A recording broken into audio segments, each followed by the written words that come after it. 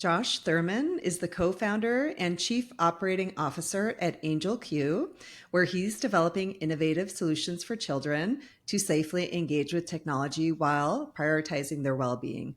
A former Navy SEAL officer with 11 global deployments, Josh led successful counterterrorism and hostage rescue missions supporting national defense priorities. During his military career, Josh earned 3 Bronze Stars and numerous other commendations. He now applies his strategic leadership experience and commitment to protecting others to creating technology that safeguards children in the digital landscape, ensuring they can benefit from digital tools without compromising their safety or development. Hi, Josh. Thank you so much for your time. Yeah, hi AngelQ. So great to be here. Thank you for having me. So, I have a somewhat lofty question to begin with. So, I want to ask you in general, is the internet a safe place for kids? Yeah, that's not a trick question. Yeah, absolutely not. I don't know how to say this in a more profound way, but the internet was absolutely designed for adults. It was designed without any real safeguards or testing, and the way it's been monetized in terms of attention-based monetization has had incredible negative impacts on our society writ large, and particularly negative impacts on our young people. And so, to say it's a place for young people or kids, or to say that it's safe, is absolutely false. There are a handful of maybe safe apps and safe websites and things like that, but as a whole, the design is not safe. And there's numerous evidence to prove that case. It's like just about every place in society, there are clear delineations between a kid zone, or this is a kid safe area, Yeah. and this is for maybe adolescents and then adults. And the internet really has no such concept. Yeah.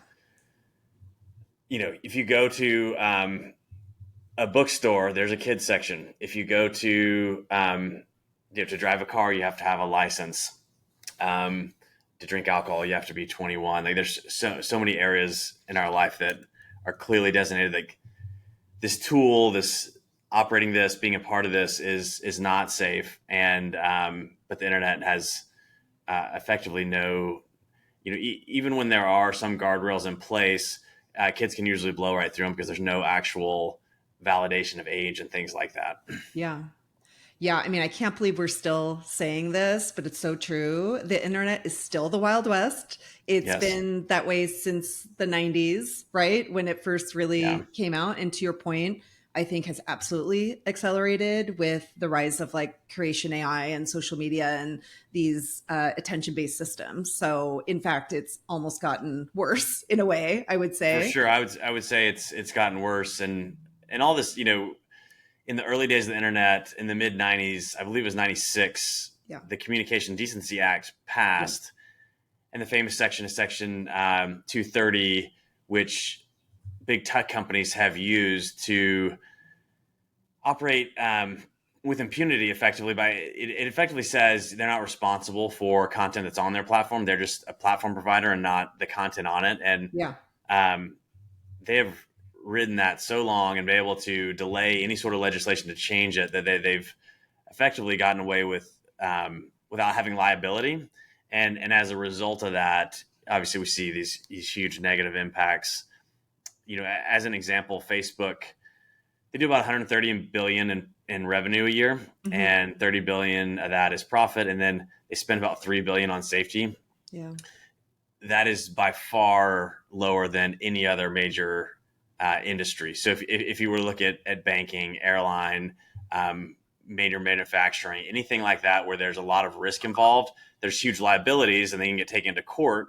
And that's why they have huge safety protocols, because broadly tech companies have had this shield in place. They've been able to leverage it as a shield. They've had no liabilities, and they have effectively no hard incentive to change the way they operate. And that's the core reason of why we are where we are today. Yeah, I mean, why spend on that if you don't have to, right? As a big Yes. company. So it's sad, but Yeah. so true. And I've talked to so many experts about this, like when it comes to kid safety in particular. I'll add to that that it also seems to be, and it's been being proven in lawsuits and things like that, that these efforts to protect kids for safety, I mean, I don't know about Instagram teens specifically, but that's one example. Certainly Snapchat's family center, TikTok's family Mm. controls, they do not move the needle at all. They are more about public relations than actually working. So, and you're absolutely right. It goes back to the fact that they don't need to because they're protected with the Section 230. So, That's right. yeah. So, okay. So I wanted to ask about iPads and iPhones in particular. I Hmm. know AngelQ does live on iPads, but Sure. let's zoom out a little bit and just talk about the use of iPhones and iPads amongst like very young children Hmm.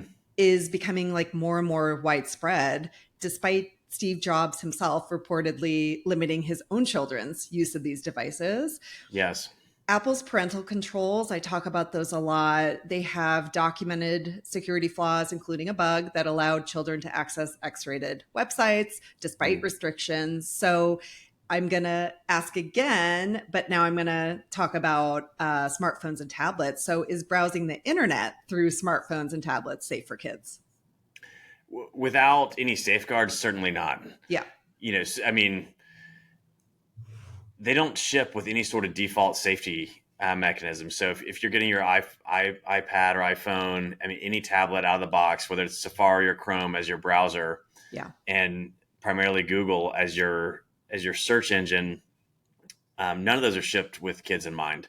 Yeah. And there are a number of tools you can start to lock those things down. Obviously, AngelQ, we're just getting into talking about that, but Yeah. it's a safe replacement for this. But to your question, those things are not safe out of the box. I mean, you can go to porn sites in one click, and in terms of browser tabs, you can always open one more tab and try to, if even if you hand your device to your child and it's something safe, they're one tab, one search away from inappropriate content. Yeah. And one thing I try to just remind parents about, there's just so many workarounds. So even if you've done a really good job locking down your iPhone or iPad with the safety features that are available with parental controls, it does a decent job of locking down Safari. But Mhm. I tell parents all the time, like, kids are downloading other apps and you can often pop up like a Google browser inside of another app that you might not even know about. So it's always a game of whack-a-mole. But that is definitely one big hole in Apple's parental controls. I don't know if you know anything more about that, but that's kind of like a general thing I always warn parents about. Yeah, I think that's a fair statement. Those controls do lock down Safari, and of course that's the easiest and primary way. There are, through other apps, sometimes you can open up a browser window and might be able to access things.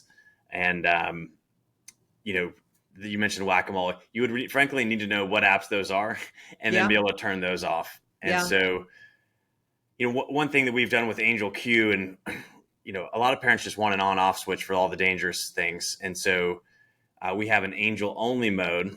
And when you download AngelQ, you can flip on Angel only.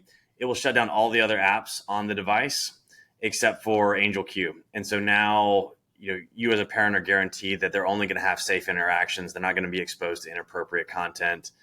They're not going to be exposed algorithmically to the types of features and functions that are designed to get them in what's I think now called a dark pattern or a dopamine loop where they just want to keep going and going. yeah. So that's how we've addressed this: is give parents a really good on-off switch for the rest of their device and effectively lock all that down. I Um, love I love that. And that was one of my favorite things about it when I demoed it, honestly, because I have a kid with a reward seeking brain. And if I step away from him for 1 second and he's doing something online and it's legitimate for school, whatever, he'll be 5 seconds later looking for free video games for online, sure. right? And it's always driven me crazy that I have to just oversee this if, I don't want him, veering from that, but it's not his fault. It's not Right. any kid's fault. Like, this is the way these systems are designed is to grab their attention and fragment their attention. So that's one of my favorite things, is to be able to know, like, and you know what? I'm a parent where we all want to be able to not have to hover over our kids and, take a minute to do something for ourselves or whatever it is. So that's huge to be able to just say, you can use this, but you're just going to use this, right? And you're not going to be able Yeah. to flutter around and do other things. So that's really cool that you guys have done that. Can I ask you about, I want to push on something you brought up a little bit, which Hmm. is the subject of content harm. Hmm. So can we define that? What is content harm, and how does Angel Q work to protect kids from it? Yeah, it's a great topic. The underlying the deepest problem with the internet and social media and the way kids interact with technology is these things are addictive, and they have an extremely hard time looking away. They keep wanting to come back to get in the dopamine loop. That's how they're designed. Now that they can't look away, they're often exposed to content that is not age appropriate, and that can have obviously devastating effects.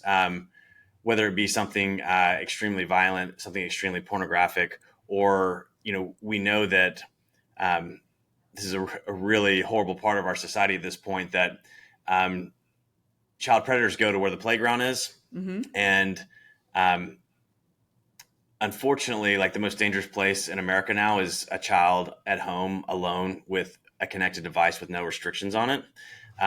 We used to think it might be in a bad rough part of the city, or even child predators wouldn't be sort of known to hang out at playgrounds. Well, the kids aren't there, unfortunately, anymore, and I say that because they've been sucked into this virtual world, and that's not a good place to hang out. It's not a good place for development. There's a lot of opportunity cost there, and now it's easy for them to get overexposed to things that can have lasting negative impacts.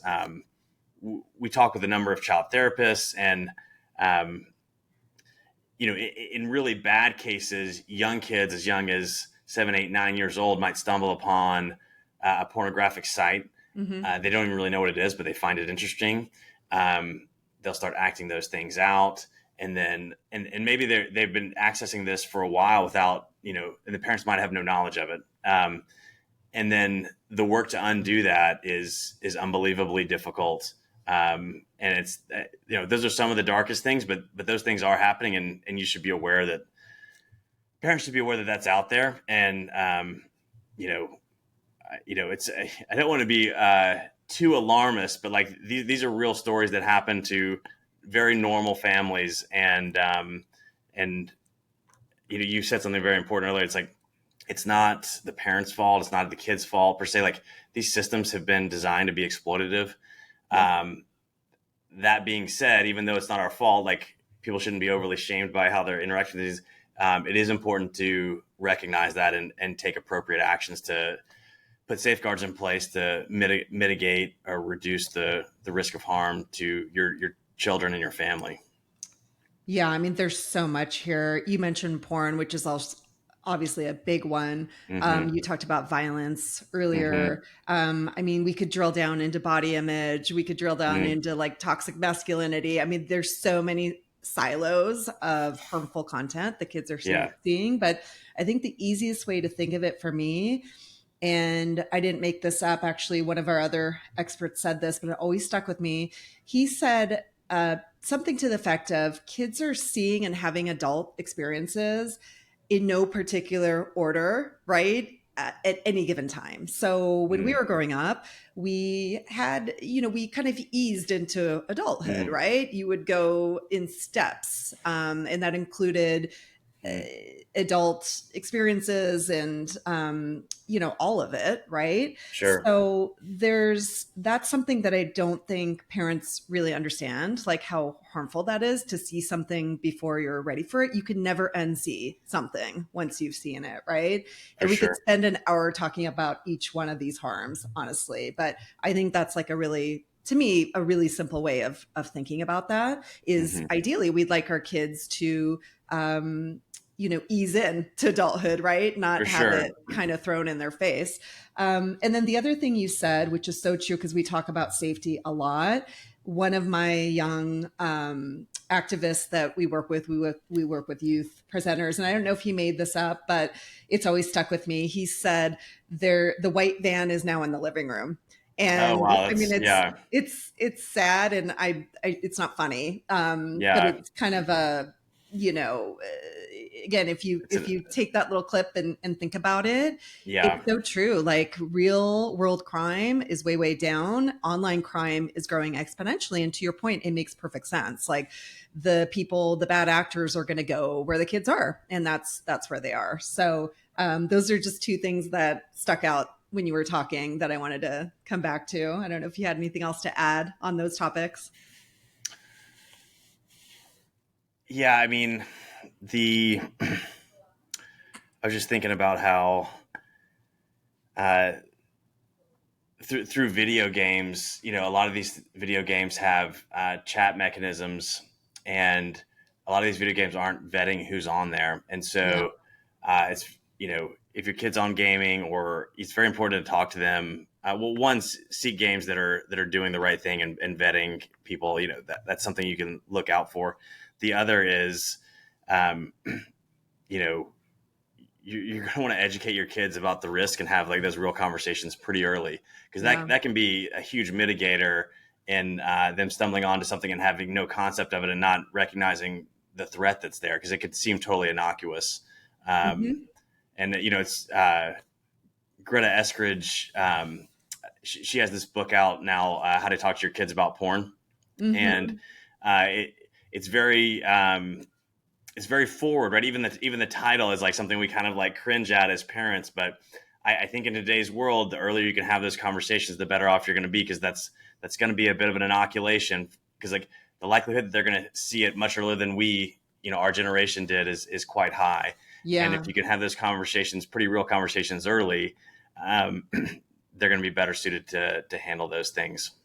Yeah, I mean, to your point, these adult experiences, they're almost normalized, which is so sad. And Yeah. that, I think, is one of the reasons why kids don't go to adults and say, "Hey, I saw Mm, something that was really inappropriate." Like, they almost don't even know, because all of yeah. their friends are seeing it and it's everywhere. So I agree that, sadly, we have to tell our kids about this stuff before we even want to, and even Yeah. that in itself is sad, because we'd like to preserve childhood. Hopefully, I think most parents can agree with that sentiment. As long as you can, you only get it once, right? So For it's so sure. true. Yeah. Yeah, I love the word you use, preserve childhood.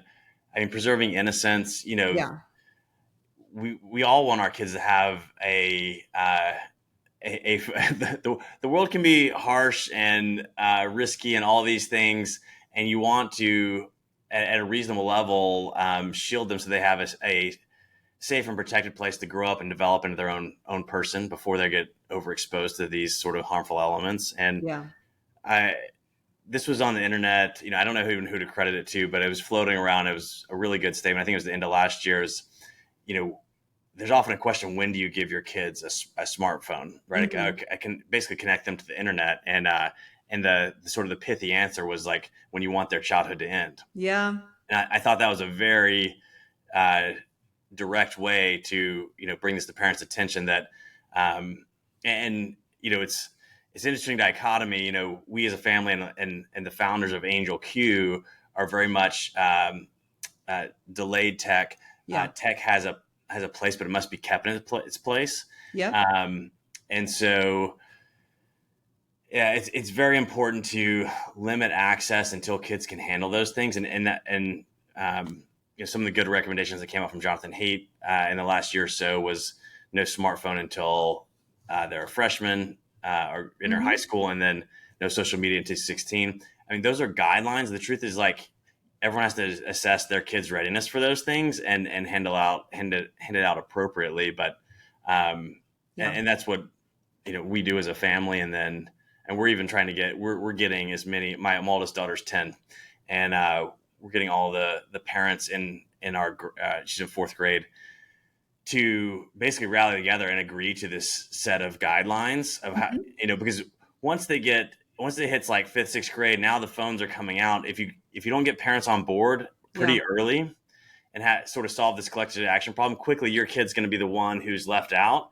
and now they're not getting invited to things, and like that's not Yeah. what you want, but you also don't want to give them the device, and now you're in a really tough spot. If Yeah. you can get a bunch of parents to agree to that, hey, everyone's in the same boat, and everyone's working together to preserve childhood, and that's something I would advocate for your listeners is that, hey, find a group of like-minded parents, try to grow it to as big as you can, and the recommendations are out there.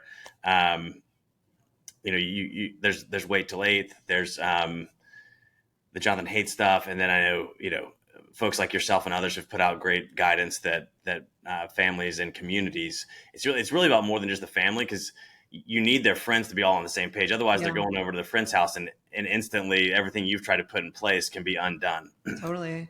Yeah. I mean, I couldn't agree with you more about parents working together. And I would just add to that, you'd be surprised at how many parents are actually really open to this and how Yes. everybody is feeling alone. Yes. And in my experience, because I've talked to thousands of parents at this point, through the parent eds, they often give in because they think they're the last ones left or they think they're alone. For But sure. it's actually really funny because I actually think kids lie. They say I have a phone, Oh they say, yeah. and they actually really don't, because my son's tried to pull this on me, and I know the other parent and I'll say, no, they don't, they really don't.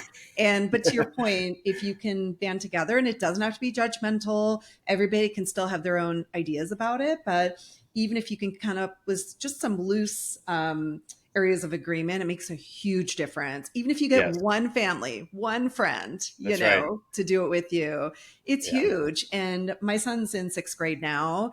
So sadly, I think, and it depends on your community, but I do think we missed the boat a little bit on Mm-hmm. this because of his age during COVID and everything else, where we are pretty much Mm-hmm. alone at this point. It Sure. doesn't move the needle for me. I just know too much, to give in, right? But it would be so much easier if there was just one other family. So I think that's like a huge tip. And parents are in charge. We are the front line. I do remind parents of that because I think they feel that they have to give in, even if they don't want to. But yeah, we're the ones that can lead this effort. We have to. Our kids aren't going to self-regulate. So I think that Yes. was I'm really glad that you emphasized the collective action and parents coming together, because it's huge. So, Yes. okay, cool. So can we pivot a little bit? I want to come back to legislation a little Sure. bit because we covered that earlier. So let's talk about the January 2024 Senate hearings. So Mm-hmm. the CEOs of Meta, Snap, TikTok, Discord, and X testified before the Judiciary Committee regarding social media's impact on youth mental health and safety. Many in the digital wellness community hoped that this would catalyze change, specifically through the passage of the Kids Online Safety Act, or KOSA. So I'd love to ask you to tell people what happened with KOSA and why do you believe we still lack meaningful legislation to protect our kids' safety and health online? Sure. The Kids Online Safety Act is something I support. Our company supports. It was a really well done piece of legislation that had tremendous bipartisan support. So I think it's fair to say this was a very good piece of legislation that many people were behind, many safety groups. It passed the Senate in the summer of 2024, 91-3. Yeah. There's almost nothing in a hyper-polarized political environment. There's almost nothing that has that sort of unanimity behind it. Yeah. And that was a strong indicator that this was something that people wanted. Unfortunately, it lingered in the House, and by it was December of 2024, Yeah. it just never came to the floor. And this was very frustrating to the supporters. The Washington Insider scoop, and I did come out in a news story, was that both Mike Johnson and Scalise didn't want it to come to a floor vote because Meta had a $10 billion data center investment that was going into Louisiana, and they didn't want to put that at risk. And so it's a really unfortunate story that highlights just how much power these tech companies have. Yeah. And that they can yield that kind of dollar value. That's that's just one of many things they have done to prevent legislation. If you've heard of the organization Net Choice, that's effectively a front agency for Meta and these other big tech companies to ensure they have no liability from a legislative perspective, and they put millions, billions of dollars into lobbyists and lobbying groups to ensure that there's no change. And it's unfortunate, if the status quo stays the status quo, they win. So they don't even, they don't have to win anything. They just have to muddy the waters enough. And they do it really well they bring up privacy concerns and things like that. And they often will say things to the effect of the technology can't do that. We can't verify it's a child. We can't verify it's adult. Those things are broadly and grossly untrue. They just don't have any desire and no real incentive to do those things. And they'd prefer to operate with impunity in the way they've done.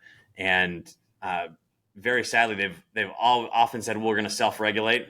And you mentioned earlier in the call, the safety controls and they do these things. I mean, Instagram came out with the teen Instagram accounts last fall, and they were getting praised for it. And I just thought, you got to be kidding me. It's like, hey, now we're giving your kids filtered cigarettes. Shouldn't be so happy with these filtered cigarettes? It's like, you're addicting my kid as early as possible to your platform.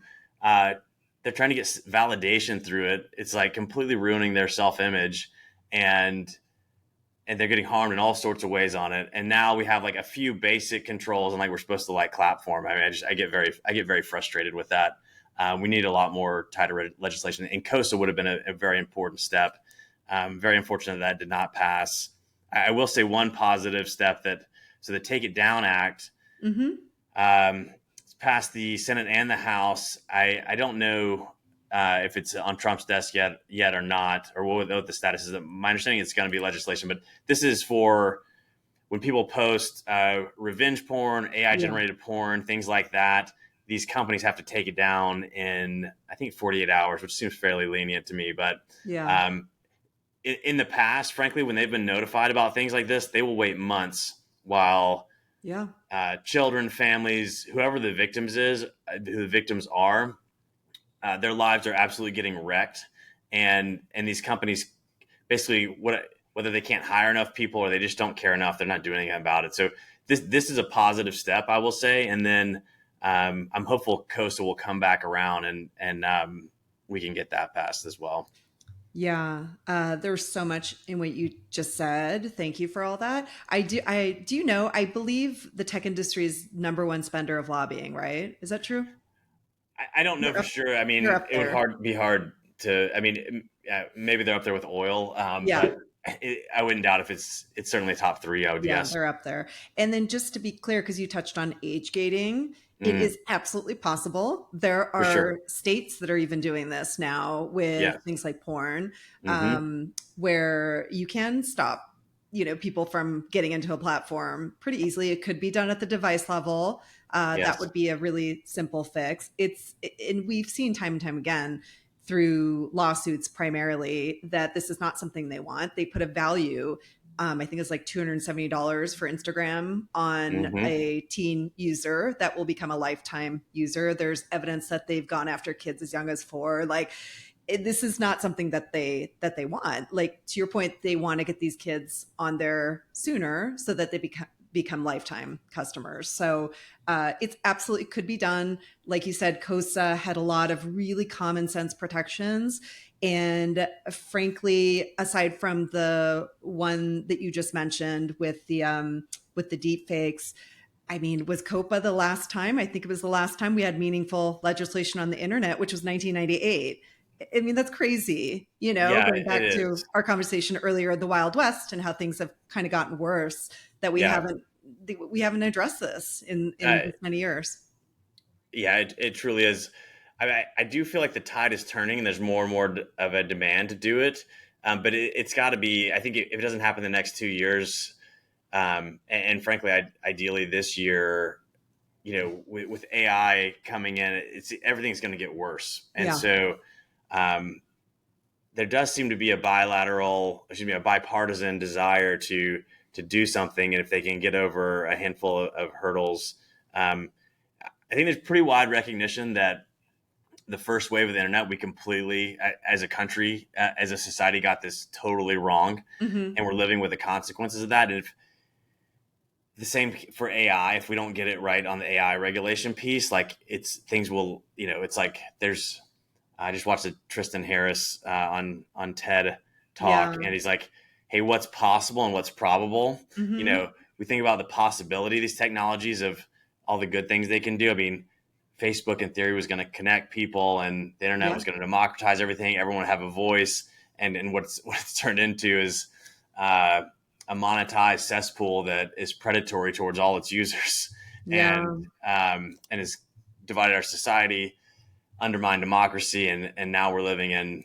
I mean, I think we're already in a bit of a dystopia. I used to say like it's coming, and now I look at how certain people have platforms who, in any normal function, like if you look at Andrew Tate, for example, or Yeah. I think it's Bonnie Bell. These people are doing outlandish things that there's no healthy society that would give these people a platform to millions of young people's Yeah. minds, and this is happening every day, and there's nothing being done to sort of address that. And it's all about it comes down to, it's like, oh, it's free speech. It's like these companies aren't just putting these things out there where people can find them. They're taking it in, indexing it, realizing because it's highly sensationalized that this will sell, and then they're promoting it out to everyone, in particular our kids. Yeah. And that's not free speech. That's promoted speech, and that's a completely different thing, and they should be held accountable for that. Yeah. I mean, backing up to the Tristan Harris video, which I also watched, and he did Yeah, such a good job. But the main thesis there was we didn't get it right on social media. for We sure. never addressed the societal issues. And now we've got something even bigger and more powerful coming, right? And Hmm. I often talk about, when I talk to these experts, we kind of try to just maybe connect it to something else in history so we can understand. So we talk a lot about cigarettes, right? And kind Hmm. of the downfall of that industry.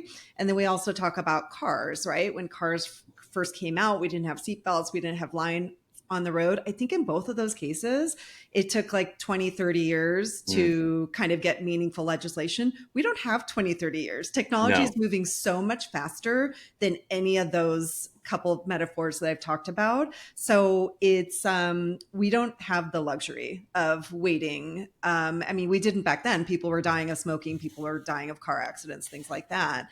But this is just such it's just growing exponentially faster. So I just wanted to kind of like wrap that up in a bow in that regard, like when we're talking about the legislation. So I'm optimistic too. I'm with you.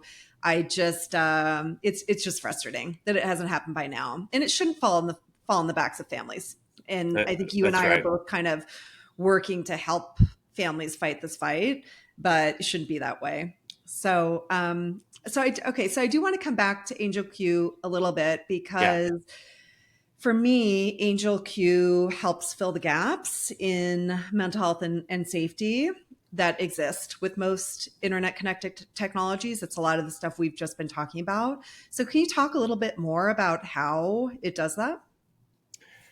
Yes, absolutely. So I'll start big and then go down to the details. But so our core mission is to use AI to make the internet safe for kids. And AI is an extremely powerful tool. It's going to change society probably more than any technology has.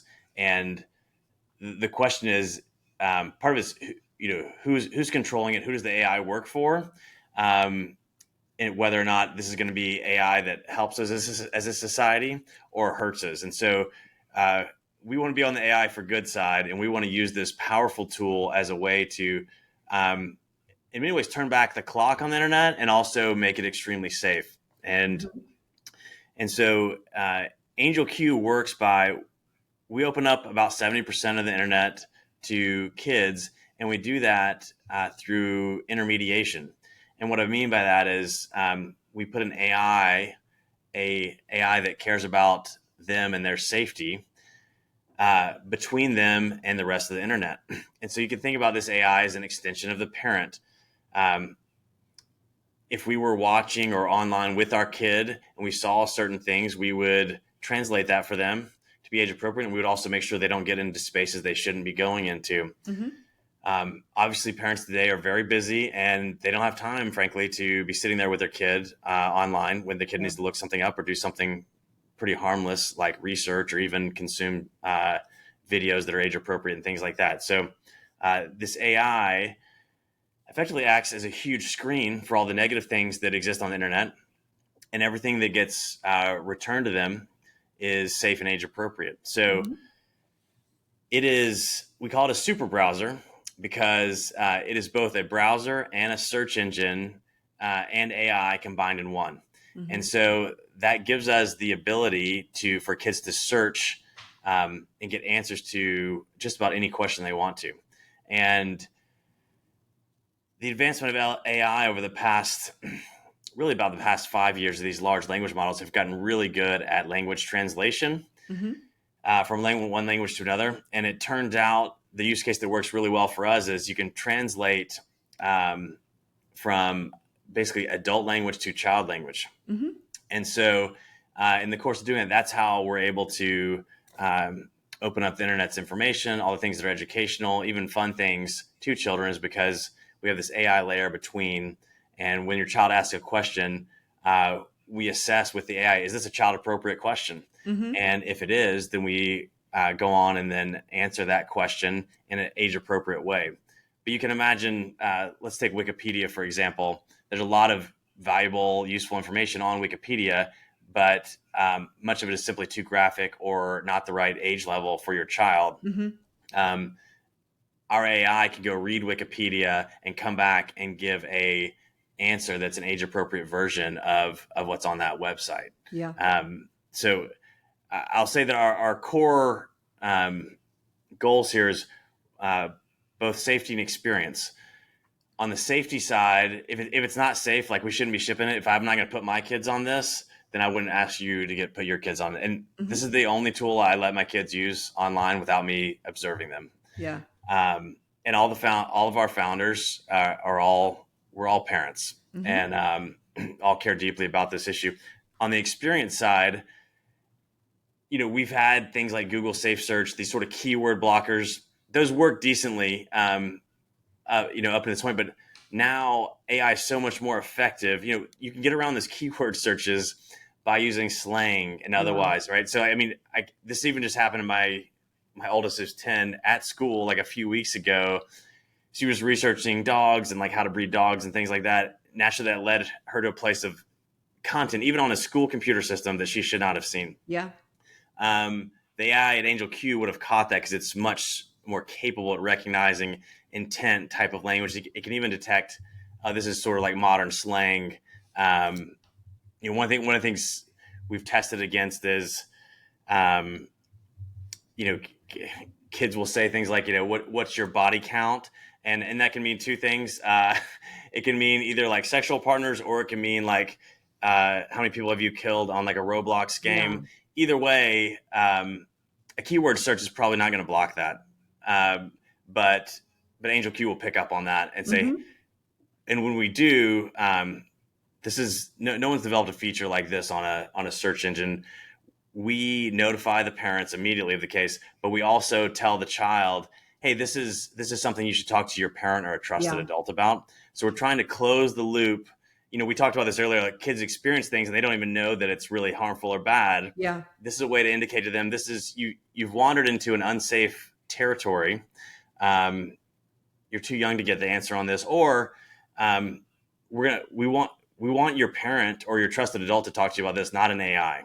Yeah. And so that was the core premise of deferred topics is, hey, these are a set of topics where it's very important that the parent be able to influence how and when they want to talk to their child about these things. And we don't want AI to co-opt that. And so that's how we built this system, to keep the parent in the loop and to ensure that we're not breaking that trust, but also that kids can be exposed on appropriate timeline and an appropriate way to areas that are typically beyond, the 5 to 12-year-old age range that we're building for. Yeah, and I want to say, because I tested this, so I kind of know some of the things that work, Sure. for workarounds. And one thing that's been on my mind a lot is chatbots. And I Hmm. know you've seen probably the news on Google and Meta rolling those out, including romantic relationships are okay Yes.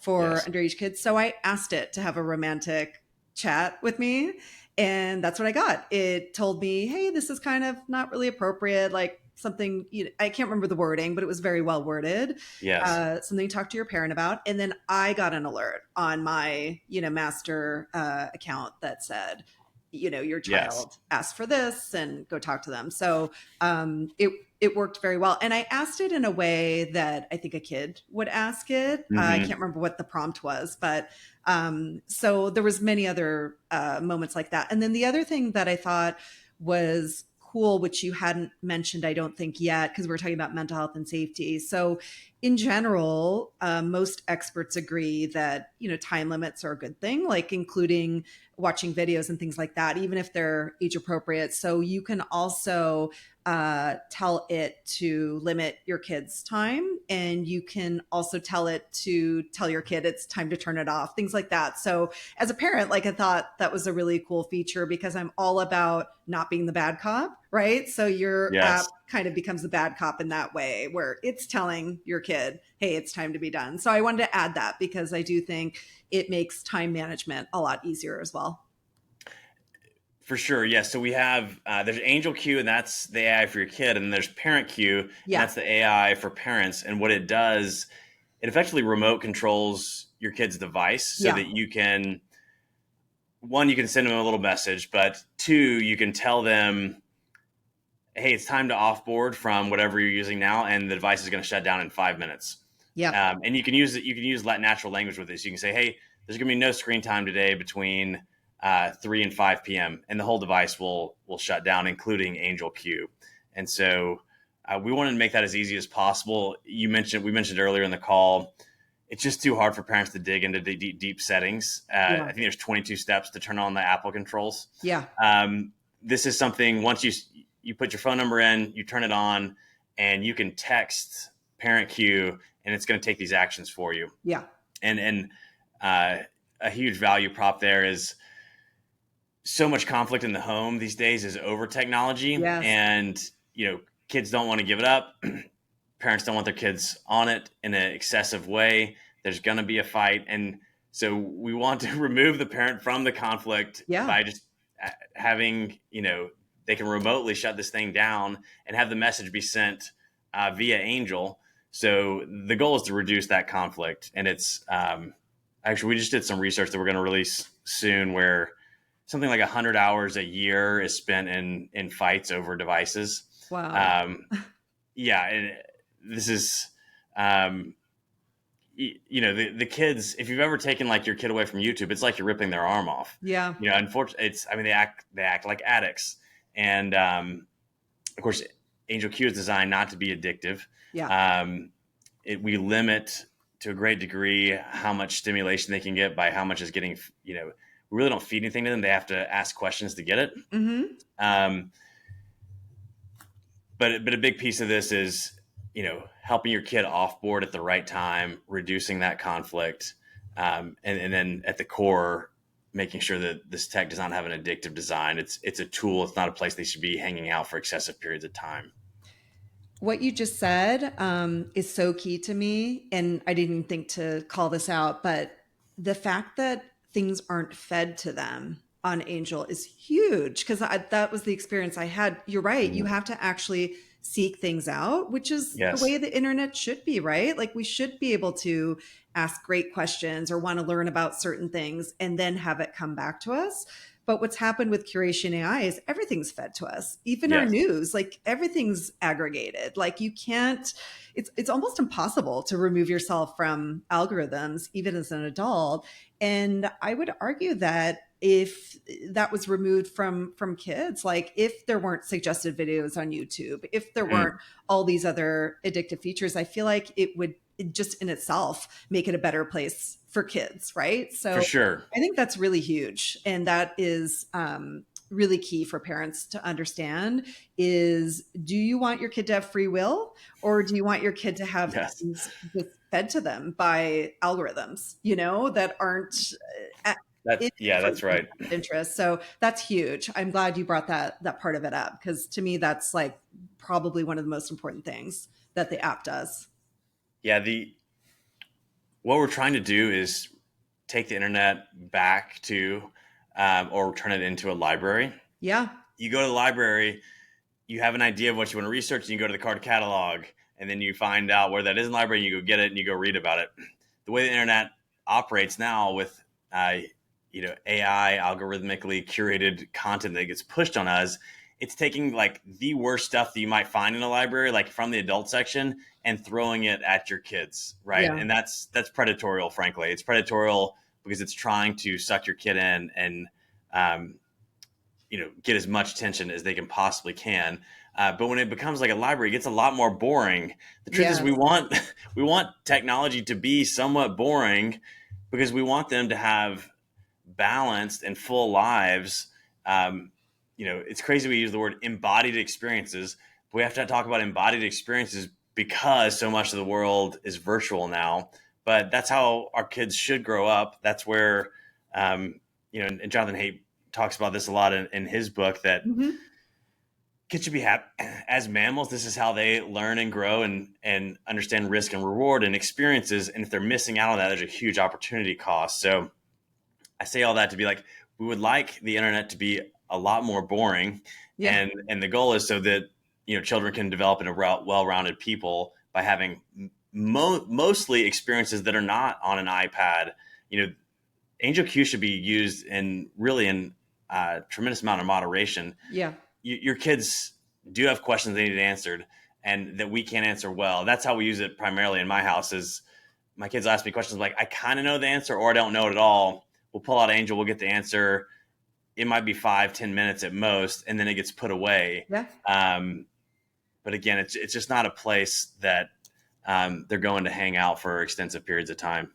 Yeah, I mean, I've been talking a lot about this idea of friction with Mm, many of our other experts. Like, for example, I talked to Kai from Lightphone, right? And mm, that's one of their biggest things is this idea that everything's become so easy and so yes. fed to you and everything else. If we can just put a little bit of that friction back in, that would automatically, reduce a lot of the harms, the opportunity cost, obviously the content harm, like everything you can think of. And I think you're right. Like, I think that's what the app does, is just puts a little bit more of that friction back in, making it a little bit harder. And therefore, like, automatically you'll want to spend probably less time with it. So I think Yes. that's really interesting. Okay, cool. Well, I want, if I can ask you just one more thing. You Sure. talked about using AI for good, which I love because it's here. We all, I think want it to be used for good, right? But I want to talk about some of the safety issues as well that have come up, and we Sure. touched on them a little bit earlier. So, what are some of the new safety issues parents should look out for with the rise of AI? Yes. So the first thing as a parent you should be looking for is, your default answer should be no. Okay. That's Yeah. your default. Yes. Until proven to be safe, then don't let your kids on it. And Hmm. and I'll say big tech's philosophy, Silicon Valley's philosophy is move fast and break things. And what they've done time and time again, it goes back to the no. There's no limits because there's no liabilities. They've broken people and they've broken children, and they're Hmm. continuing down that path with AI. And you want to look at, if one of these companies is putting AI out to your children, you should be extremely skeptical. Like, their whole business model is attention based monetization, Hmm. so it's very likely that one, it has no safeguards, and two, it's probably designed to like keep your kids sucked in. So we can talk about a handful of examples. So Snapchat had rolled. This is over a year ago. There was a reported case of an AI is talking to a minor, and um, basically coaching this child through a sexual encounter with Yep. someone who is clearly a child predator. Hmm. And that was an insane example of a lack of safety. Um, Wall Street Journal, and this is 1-2 weeks old, pretty Yep. recent. Um, Numerous reports of Meta chatbots having sexually explicit conversations with people identifying as minors. Yep. Not even people who maybe they didn't know.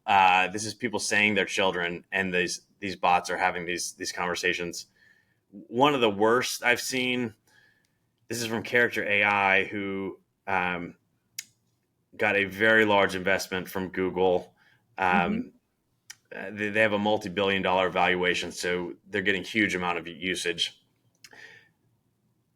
There's a young man who's 14 years old down in Florida. His name is Sewell Setzer, Hmm. and he developed a relationship with one of these Character AI chatbots Yep. that was posing as Daenerys Targaryen from Game of Thrones. And in the course of this relationship, the AI effectively coached or at a minimum, sort of suggested that this child commit suicide, and he did. Yep. Yep. And this is an absolutely horrific thing. It's totally absurd that that company isn't shut down after something like that. I know. Um, and how sad for this family. Um, but what's happening? These engagement based AIs Hmm. are they're role playing, and this AI is like a sociopath, okay?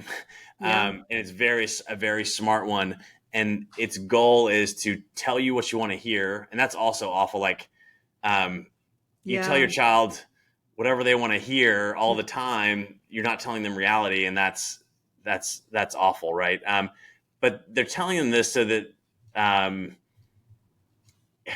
frankly, it goes part to the ease. It's like, oh, why would I have a real friend where there could be actual conflict Yeah. and, um, potential ugliness that exists in the real world Right. when I can just talk to this AI who tells me how great I am and everything I ever want to hear and agrees with me on everything and is fine to um, suggest whatever I think the world is like to be true. And so any like attention based role playing from the AI, if the AI is not actively telling you I'm a machine that is intended to help you be more productive or something along those lines, and that's what AngelQ does. So I want to be very clear Yeah. that that is a line that we absolutely do not cross. It's like, hey, I am an AI that can help you look things up, Hmm. but I am not a person. Yeah. Um, and so yeah, I'll summarize. The default should be no, unless proven otherwise. If it's one of these big tech companies, almost certainly they don't have safeguards in place. Yeah. Um, and I'll just use that to contrast to us. We have purpose built. It's a kid first AI super browser, Yeah. and in designing it, if it's not safe, we shouldn't ship it. We shouldn't use it with our kids. So it's undergone extensive safety testing. We talked about the parent deferred topics and things like that. So um, unless someone is in that category, I just certainly wouldn't trust it. And there are a few other companies in the AI for good front who are doing similar things to us, and certainly evaluate those independently as well. But that's your criteria as a parent. I couldn't agree with you more. And every expert I talked to, we're all resonating with adult only for all of those AIs. I mean, not AngelQ. Obviously, we've talked about the difference there. Sure. Completely agree, especially chatbots, which seem to be on the rise and causing a lot of issues. By the way, character AI, I know you know this, but there was also another case of it telling a kid to kill their parents Yes, because in of Texas. screen time limits. Like, super, super dangerous in so many ways. I mean, that one's obvious. We haven't talked about deepfakes. I know we talked about the Mm, legislation, which is great, yes. but deepfakes are incredibly rampant and problematic, particularly with middle school Mm, aged kids. And again, it makes sense. They don't have a fully formed brain. They can't control themselves. They don't understand the implications. So you can, look this up and find, I don't know how many cases. There's several that are in my area of kids making deep fake porn of Mm. their friends, classmates, and also teachers. It's just a Yeah. huge issue with huge consequences to everybody involved. But I also want to add on to that. I also say no to even Chat GPT and Claude. I use Claude, like the Mm. generative AIs. I use Sure. Claude every day, honestly, Hmm. for dopamine because we don't have money to hire copywriters and things like that. Sure. So I'm constantly using it to help me write things. I catch it every day making something up. And Mm. I will say, did you just make that up or did it come from somewhere? And then it'll say, oh, you're right. I completely made up this name. Actually, I was asking about COSA and it told me that COSA was signed into law by Trump. It told me that. This was like a couple months ago. Wow. And Yeah. I had to say, wait a second, like, and then I'd give it the facts and then it would look again. So my point with these stories is as a kid, you're still learning, For and sure. unless you know a lot about the issue that you're having it help you with, it is not reliable. It is not dependable. And I don't know. I mean, it's what I'm talking about is called a hallucination where it Hmm. makes things up. Like I would have thought that by now that would be significantly improved, but just anecdotally, and I don't have data on this, like Hmm. literally every day I'm catching it, making things Mm. up. So as a kid, I don't, and even as a parent, like I don't know why you'd want your kid um, being told things that aren't real, and For thinking sure. that they are. So, I mean, those are just some, to me, those are the main buckets is the hallucination, the chatbots, obviously, and then the deep fakes. There's so many more. But yeah, definitely a hard no until you're an adult. I think we all agree on that. Yeah, that's a great point. I will say so. You're right. They do still hallucinate. They are getting much better, and I Yeah. think that will get less. The key thing is here. Um, we want our kids to be critical thinkers, Yes. and we're actually building this into AngelQ. Currently we're coaching the child that hey, you need to verify things with numerous sources. Talk to your parents, talk to your teachers, and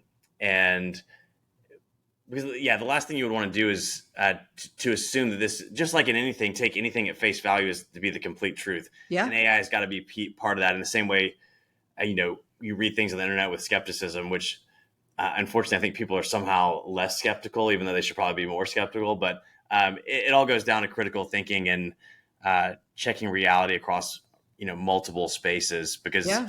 AI has read the internet. The internet we all broadly isn't always accurate. So, Yeah. um, yeah, we want to teach our kids to be resilient in that regard and to assessing reality for themselves with a critical eye and not just taking anything for granted in that regard. Yeah, no, but I do think the app certainly helps with that because of the way Yes. it's designed. I do think it supports critical thinking and problem solving skills too, just by the nature of what we talked about earlier, which is I have to seek this information. And Yes. That's right. and I did notice it gives you multiple sources and things when it pulls things in. So Yeah, you're talking about, so the research mode is a really cool feature yeah, where so you can chat with AngelQ and just have conversational Q&A, yeah, and then another mode is research mode, yep, and our AI will go out and read numerous websites and come back hmm, with a really good summarized answer with pictures, and then it'll say these are the sources where yes, this came from,